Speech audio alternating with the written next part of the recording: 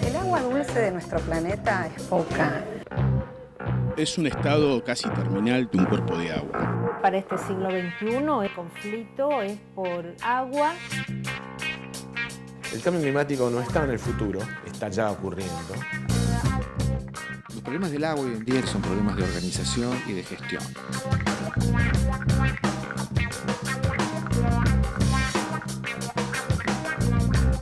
El agua, recurso central para la vida.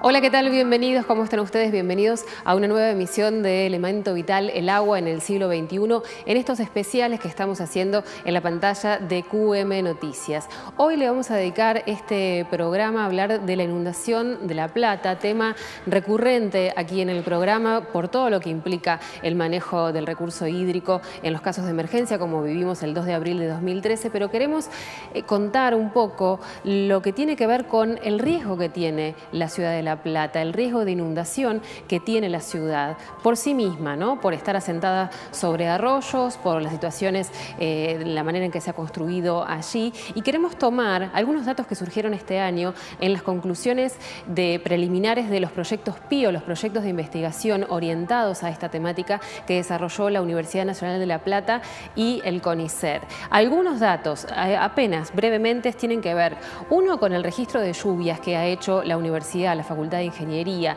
registro de lluvias que anticipan que podrían llover en un día, caer una lluvia máxima de hasta 500 milímetros. Es una lluvia posible en La Plata como lluvia máxima y que lógicamente nos pondría en igual o peor situación que el 2 de abril del 2013. Por otro lado, datos surgidos de estas investigaciones de los proyectos PIO, como les contaba recién, tienen que ver con que un mapeo cartográfico hecho tanto en La Plata como en Berisso y Ensenada destacó que ya casi no existen tierras desocupadas por encima de la cota de inundación en estos tres municipios, con lo cual, si nosotros prevemos la posibilidad de expansión urbana, expansión de los domicilios y demás, estaríamos expandiendo las ciudades a puntos que están en riesgo de inundación. Y el dato más concreto y quizás más fuerte es el que estamos viendo aquí en pantalla.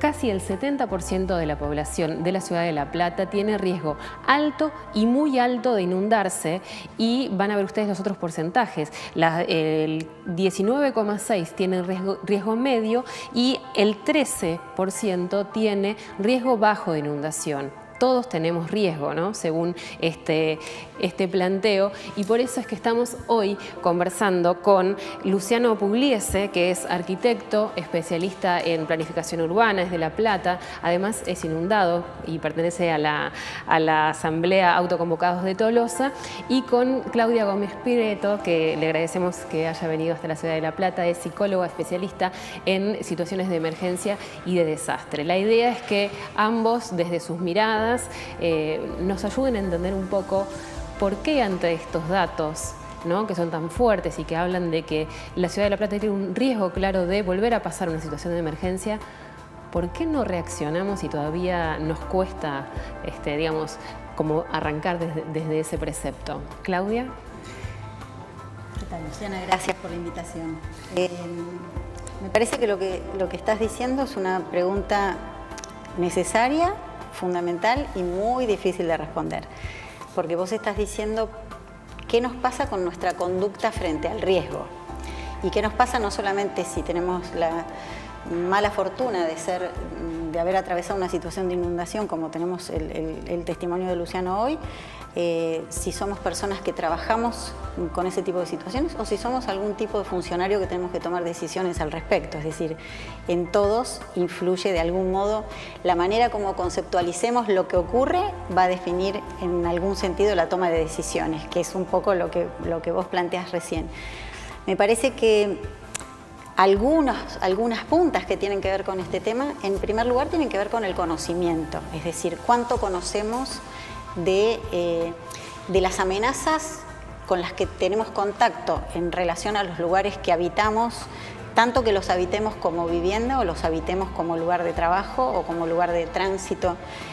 O sea, cuánto conocemos de las amenazas en relación a nuestro territorio y cuánto conocemos de nuestra vulnerabilidad, porque en definitiva el riesgo es una relación dinámica entre ambas cosas, entre los fenómenos que nos amenazan y las situaciones de vulnerabilidad y las capacidades, ¿no?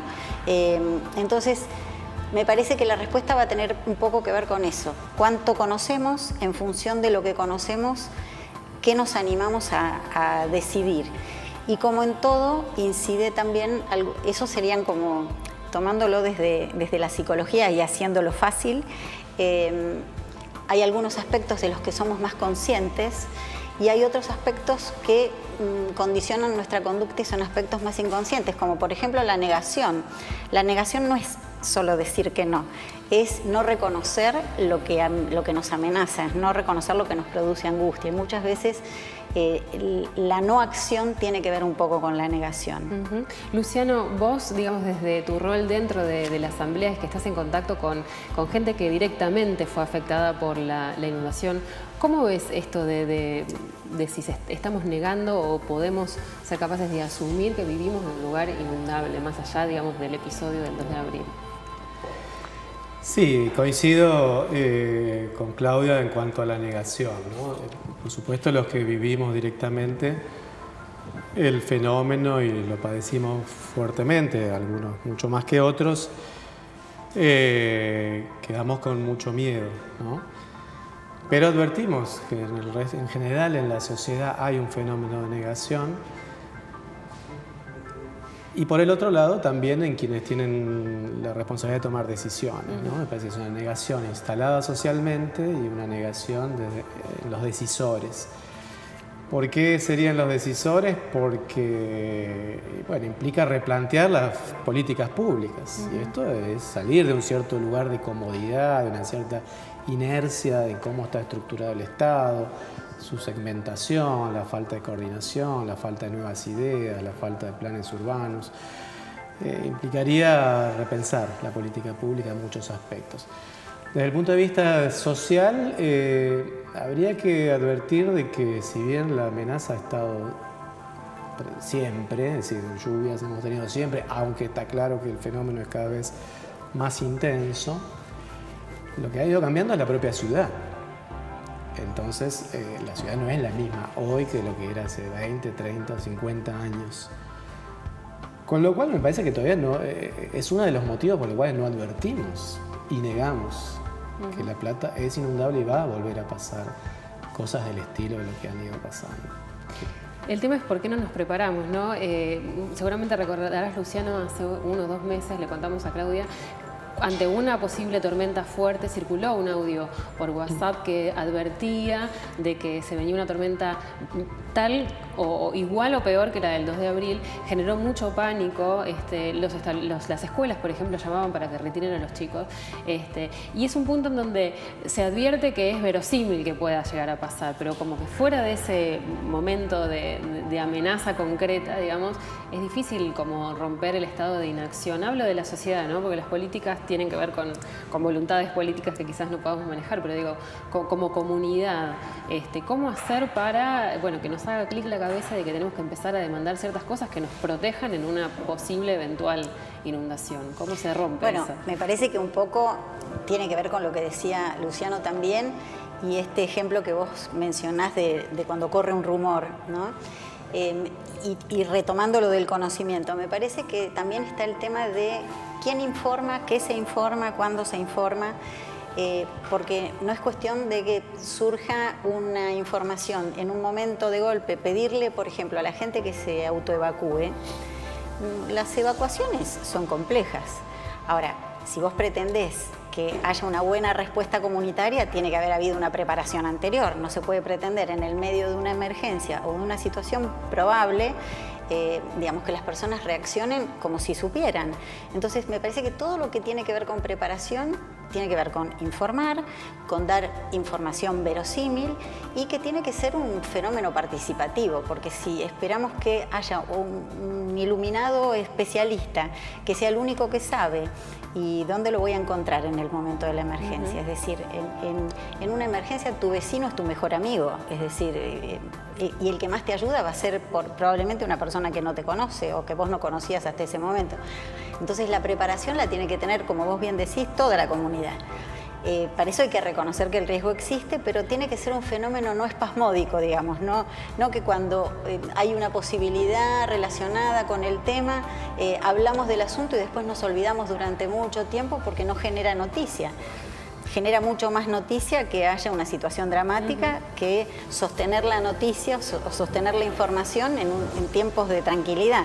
Entonces, todo lo que es esa preparación, y me parece que la clave es la participación, ¿no? ¿Y cómo ves vos la participación, Luciano? Mira, arrancaría diciéndote esto, digamos, es difícil pedirle a la sociedad que haga una demanda estructurada, organizada y plantea a las autoridades, a los decisores, un esquema estructurado de qué es lo que necesita. La pregunta básica que hacemos en las asambleas y que hace todos los vecinos es: si me ocurriera algo parecido, hoy no tengo idea de dónde tendría que ir. Algo tan sencillo como esto. Esto es lo que la gente sí está diciendo. Basta preguntarle a todos los que han pasado esto y van a decir eso. Si hoy vuelve a pasar algo parecido, yo no sé qué tengo que hacer.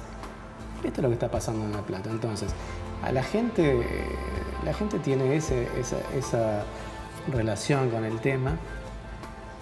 Obviamente el movimiento organizado de asamblea ha pasado por periodos. Como todas estas cosas, ha tenido una explosión después de la tragedia y después va quedando un grupo de activistas, de gente que está más metida en el tema, y es natural que sea así. Pero yo te aseguro, digamos, que muchísimos de los ciudadanos de La Plata están con estas preguntas básicas y no tienen respuesta. Entonces acá hay una responsabilidad muy concreta de los que toman decisiones. Yo te digo, los invito, y yo hablo con todos los funcionarios, hoy hablamos, pero a ver la página de la web de la Municipalidad de La Plata. Un día de fuerte lluvia, ¿dónde está la información que mínimamente dé alguna pista de que la municipalidad está registrando que está ocurriendo esto en La Plata y que la gente está preocupada?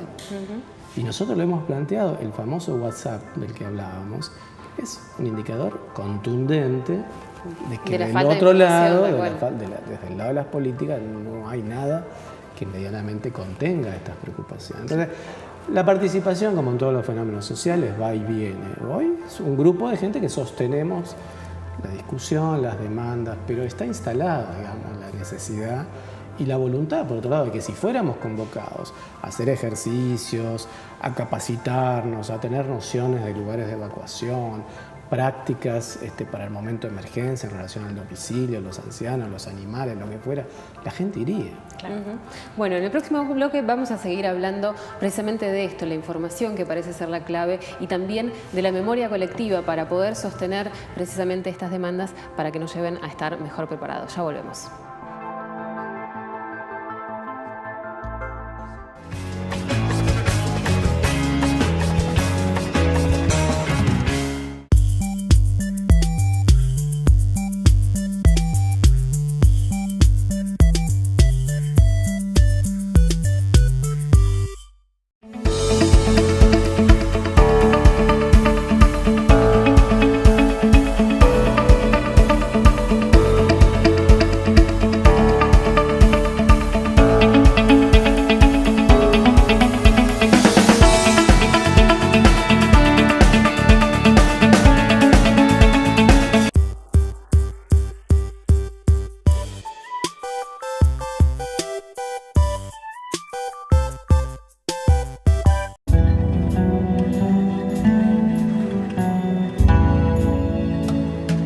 Seguimos en el Alimento Vital, estamos hablando hoy de la inundación, del riesgo de inundación y estamos con Luciano Pugliese y Claudia Gómez Prieto, precisamente charlando de estas cuestiones de qué nos pasa como sociedad cuando sufrimos un evento traumático como la inundación que tuvimos en La Plata y cómo hacer para reaccionar y empezar a demandar que se tomen medidas que nos ayuden a protegernos en una eventual próxima vez. Decíamos recién, para los que recién se enganchan con Elemento Vital, ¿no?, del valor que tiene la información y del valor también que tiene que la gestión tome las riendas y dé esta información y baje esta información para que todos sepamos qué hacer. ¿Qué pasa cuando la gestión quizás no está trabajando en ese sentido, digamos? ¿Se desactiva toda posibilidad de accionar, de gestionar, de prepararnos? Nunca debería ocurrir eso y de hecho las personas naturalmente tienden a buscar soluciones. Si las autoridades, las que sean municipales, provinciales, nacionales, dependiendo del hecho del que se trate, no dieran respuesta, la gente tiende a autoconvocarse, a organizarse como distintos sistemas de vecinos en alerta y demás, que ocurre con las inundaciones y ocurre con muchos otros temas. Lo que es una lástima es que toda esa sinergia que podría hacer que las cosas funcionen mejor, no se pueda realmente llevar adelante de una manera compartida, porque en definitiva un funcionario es también un vecino. Claramente. Entonces, lo decíamos recién un poquito en el corte, la mayor parte de las veces se hacen más cosas que las que se comunican, solo que no están comunicadas de una manera orgánica, no hay una buena articulación por distintos motivos, en algunos casos hasta puede ser por un deseo de que no se conozcan algunas cosas, y no me refiero solo a La Plata, en general. Y entonces, claro, después la respuesta, si lo que viene de la política pública no es articulado, después la respuesta difícilmente sea articulada. Claramente. Entonces, es una lástima que muchos esfuerzos que se hacen desde el mundo académico, desde el mundo técnico, desde el mundo de la política, desde el mundo gremial, en todos lados hay algún nivel, después de haber vivido una situación tan dolorosa como la que vivieron acá, en casi todos lados debe haber habido esfuerzos en el mundo educativo, en el mundo de la salud, pero muchas veces son mundos que no se comunican, y para dar una buena respuesta, que las buenas respuestas tienen que ser simples, tienen que responder a las preguntas que decía Luciano recién, saber qué hacer. Saber qué hacer te da mucha más, te sentís más protegido si sabes qué hacer. Claro, sí, ¿no? Sí, y podés enfrentar una situación de emergencia. Luciano, ¿vos cómo ves que se está viviendo acá en La Plata? ¿Se hace y no se comunica, o no estamos haciendo mucho? Ahora, en primer lugar coincido con lo que dice Claudia. La Plata es una ciudad donde hay mucha gente motivada por este tema y mucho conocimiento.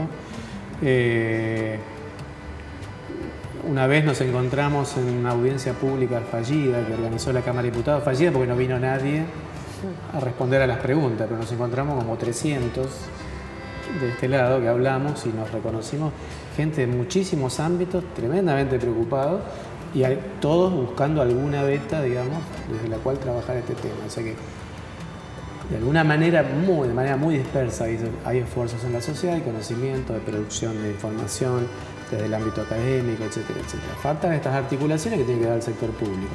Desde los vecinos ha habido algunas experiencias de autoprotección, mapeos instructivos, no mucho, digamos, no mucho. En esto yo señalo como uno de los elementos, que además no es nuevo y ha sido bastante común y estudiado, el efecto, digámosle, anestésico de las obras. Las obras son importantes, por supuesto, todas las esperamos. El problema es que las obras tienen un límite de protección, que por añadidura además no conocemos. Vos sabés que tuvimos que hacer un juicio para que nos digan qué lluvia aguantarán estas obras, y todavía no lo sabemos. Otra pregunta muy sencilla. Si llueve 100, ¿aguantan? Y si llueve 120, claro, ¿quién se inunda primero? ¿Y dónde? Sí. Bueno, pero para el sentido común, si hay obras, si hay hormigón, si hay canales, si hay cosas, estamos protegidos. Estamos protegidos. Entonces, en ese sentido, es otro problema de la política pública, de no establecer que hay una diferencia entre simplemente cubrir con infraestructura un faltante, a establecer una política de gestión del riesgo. Porque la infraestructura es como un cinturón de seguridad, digamos, si chocas poquitos, zafás. Sí, si chocas 200, muy fuerte, claro. No te vas. Exactamente. Estamos viendo imágenes de asambleas, ¿no?, que han sido el gran motor de lo que se ha mantenido desde el 2013 hasta ahora. Y Hay imágenes de las asambleas, banderas, que el reclamo tiene que ver con memoria, con justicia, con verdad, después con obras. Y un poco queríamos aportar y preguntarles a ustedes la mirada de Claudia desde la psicología. ¿Qué ves en esa foto donde la bandera es justicia, obra, subsidios? Digamos, ¿qué lectura podés hacer de una sociedad, digamos, con el impacto de la inundación plasmado de esta manera? Sí, yo veía, sí, justicia, obra, subsidios, en algunos otros lugares decía basta, y yo veía gente reclamando en paz, ¿no? A veces se le tiene mucho miedo a los reclamos de cualquier grupo de damnificados y sin embargo muchas veces los grupos de damnificados han movido muchos cambios de políticas públicas en el mundo, en muchos ámbitos. Para darte un ejemplo, en el mundo de la aeronáutica, la protección de los familiares de las personas que han atravesado algún tipo de incidente lo movieron los grupos de familiares y hoy es una obligación del Estado. Entonces, es solo para poner un ejemplo. Me parece que lo que la gente está pidiendo es respuestas que no se... Piden obras, pero también, como dice Luciano, no es solo con obras. Me parece que obras, buscándole un poco el sentido simbólico, piden que la gente haga cosas, que se hagan cosas. Que se hagan cosas no es hacer cualquier cosa, no es solo poner mejores caños y hacer que el cemento nos ayude, que sin duda es necesario. Me parece que lo que se pide es coherencia, se pide políticas a largo plazo, se pide información. Las personas que marchan a mí me dan una sensación de desprotección. O sea, lo que están diciendo es que necesitan sentirse protegidos. Pero sentirte protegidos no en el sentido de buscar a alguien que con paternalismo te dé una palmadita y te diga que está todo bien, sino parte de la protección es tener acceso a la información, es que haya transparencia en los actos públicos, es que se desarrollen medidas a largo plazo. A mí a veces me dicen, pero ¿cómo? Hablando de psicología, ¿por qué no hablas de los síntomas? Sí, por supuesto, pero el mayor de los síntomas que tiene una persona afectada es sentirse desprotegida. La protección en gran parte no tiene que ver con una psicoterapia, sino con el efecto terapéutico que tiene saber que lo que hay que hacer se está haciendo. Claro, ¿no? Claro.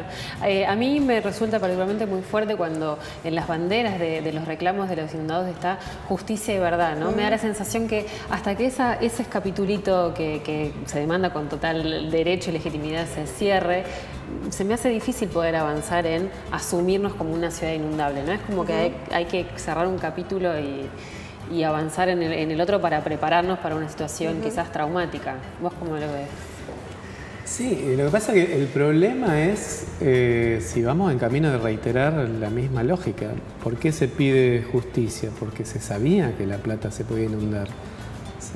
Había estudios, había planes hechos para afrontar el problema de las inundaciones que no, obviamente, como ya sabemos, no resolverían completamente lo que pasó el 2 de abril, pero sí sabemos que hubieran mitigado muchísimo. Y esto se sabía, y entonces la demanda de justicia viene por eso, porque se sabía, estaba la información. Y ahora vamos un poco en el mismo camino, digamos, seguimos hablando de que crecientemente La Plata está más expuesta a estos fenómenos, porque llueve más y porque crece mal y porque entonces hay más caudales y un montón de problemas. Y entonces lo escribimos, hacemos proyectos PIO, la universidad se moviliza, hace informes y no articulamos algo a la altura de eso que sabemos. Iremos a repetir lo mismo. Entonces, justicia es eso, ¿no? Si se sabía, ¿por qué no se hizo? No sea cosa que tengamos que reclamar después otra vez. Otra vez justicia, claro. Bueno, y ahí estamos viendo imágenes de los murales, ¿no? También, que es el laburo artístico de las asambleas, principalmente, que en distintos barrios que han sido inundados está el recuerdo ahí presente. Claudia trabaja mucho con esto del sentido de la memoria colectiva. ¿Por qué es importante que esos murales estén ahí? Me parece que es importante el solo proceso de realizarlos. Me parece que es en algún sentido reparador. para quienes los construyen, generalmente se construyen entre muchos, además son muy lindos. Son muy lindos y al mismo tiempo son impactantes, sí. Pero todo ese proceso de memoria que tiene que ver y tiene que ver hasta con un cierto homenaje a la situación que queda para los que no la vivieron y que de alguna manera van a preguntar por qué está eso ahí. Tiene un efecto reparador el hecho de realizarlo. De alguna manera, hablando de impacto psicológico, el poder realizar algún tipo de medida que puede ser, como en este caso, artística, otras personas escriben, pero algo que quede para que otros lo puedan ver y se pueda rendir homenaje, en algún caso, para los que perdieron la vida o para los que trabajaron en la situación, o simplemente, y no tan simplemente, para la ciudad misma.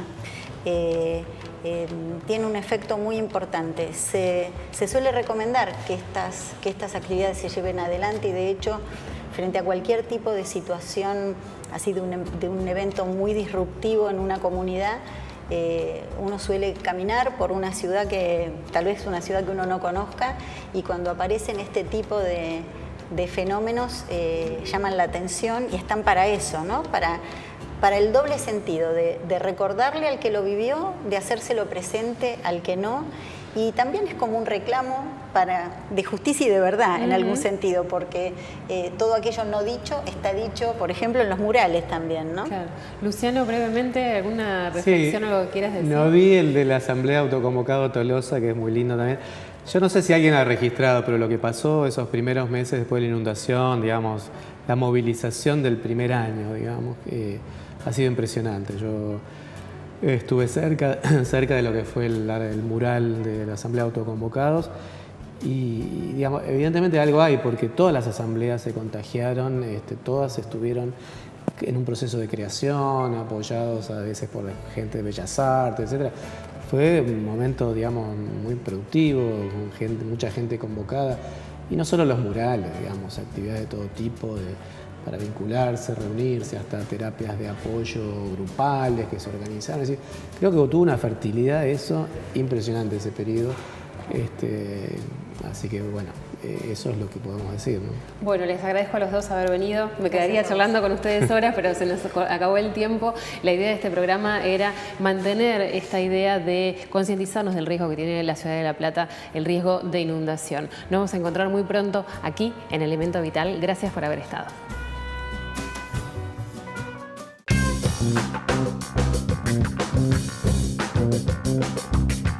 El agua, recurso central para la vida.